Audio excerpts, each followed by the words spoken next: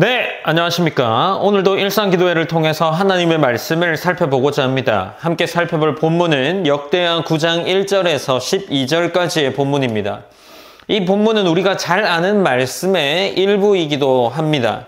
본문의 메시지는 솔로몬에게 집중하고 있는데 두로와 협력하면서 솔로몬은 지중해뿐 아니라 홍해를 통한 해상 무역을 본격적으로 진출한 것으로 이해할 수 있습니다. 우리가 어제 살펴본 8장 본문의 마지막인 17절과 18절에 보면 에시온 게벨과 엘롯이라는 도시를 언급했습니다. 이 도시가 홍해 무역의 거점이 되는 주요 도시가 되게 됩니다.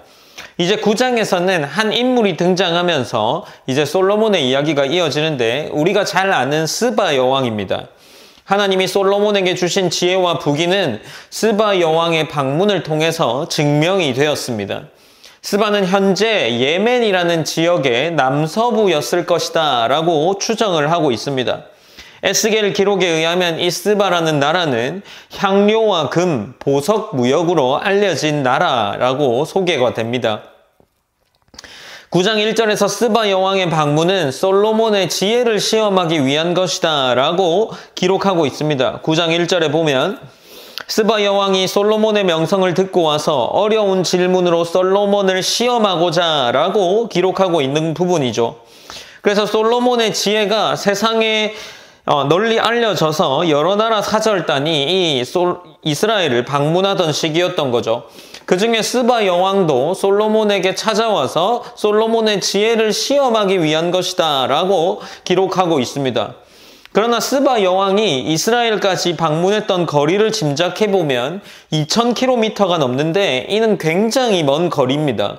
그렇다면 여행의 위험을 감수하면서까지 그 나라를 비우고서 여왕이 솔로몬을 방문한 것이 단순히 시험하는 것이다 라고 보기는 조금 어려울 수도 있습니다.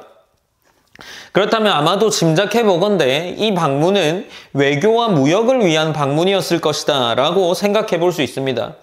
그러나 역대기의 저자는 이러한 부가적인 것들에 관심을 두지 않고 국세 정세에 대한 관심보다 솔로몬의 지혜와 부를 통해 하나님의 축복과 섭리를 드러내는데 더 집중하고 있습니다. 스바 여왕은 실제로 질문을 했다라는 것을 밝히고 솔로몬은 이 질문에 대해 모두 대답했음을 기록하고 있습니다. 당시 왕과의 대화들은 이런 왕과의 담화 속에서 시나 지혜를 논하는 것은 고대 외교 관습 중에 하나였습니다. 솔로몬이 이러한 관습들을 행하면서 이 관습들의 질문에 모두 지혜롭게 대답했던 것이라 생각할 수 있습니다.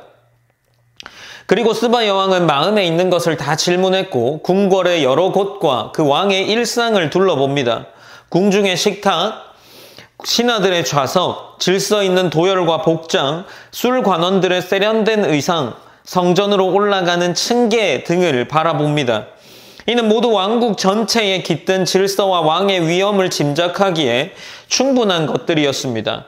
특별히 이 본문들에 기록되어 있는 9장 18절부터 또 기록되어 있는 기록들이 있는데 층계라는 부분들이 등장하고 있습니다. 특별히 제가 조금 전에 언급했던 이 층계는 하나님을 예배하는 제사를 드리는 제단이라고 할 수 있습니다.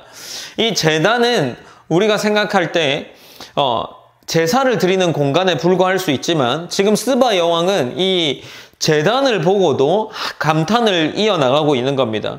이후에 등장하는 본문의 기록이지만 오늘 5절 본문에서 특별히 이제 이 스바 여왕이 솔로몬의 지혜를 보고 감탄한 내용으로 이렇게 기록합니다. 왕께 말하되 내가 내 나라에서 당신의 행위와 당신의 지혜에 대하여 들은 소문이 진실하도다 라고 기록을 하죠.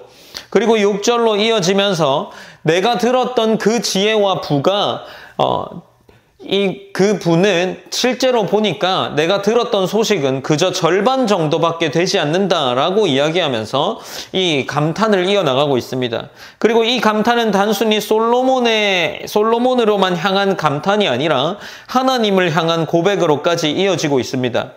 스바 여왕은 하나님이 솔로몬을 왕으로 세우신 그 이유를 특별히 8절을 통해서 4가지로 고백하고 있는데, 첫 번째는 하나님이 솔로몬을 기뻐하시고 있다라는 거며, 두 번째는 여호와를 위해 그를 왕으로 삼으셨다라는 것이고, 세 번째는 하나님이 이스라엘을 사랑하여 견고한 나라를 만들려는 목적이 있다라는 겁니다. 그리고 네 번째는 솔로몬을 통해 정의와 공의를 행하게 하려 하신 것이다 라고 합니다.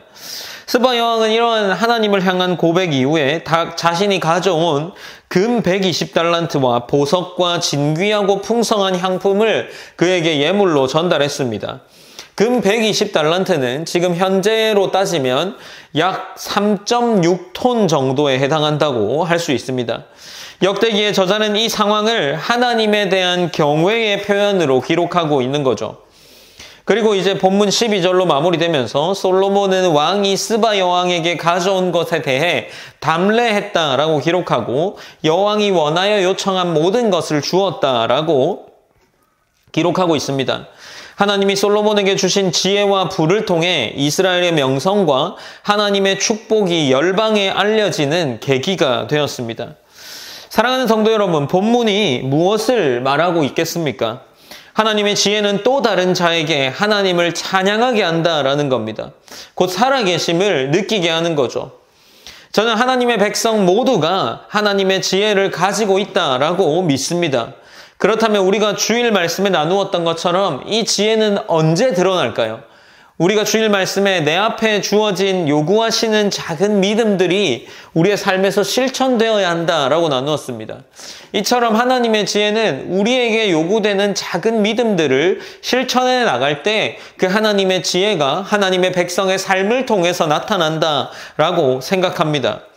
그렇다면 대단하지 않을지라도 우리의 삶이 하나님께서 우리에게 요구하시는 작은 믿음들을 실천할 때 이 삶을 통해 누군가는 하나님을 바라보게 된다라는 것을 우리에게 알려주고 있는 거죠.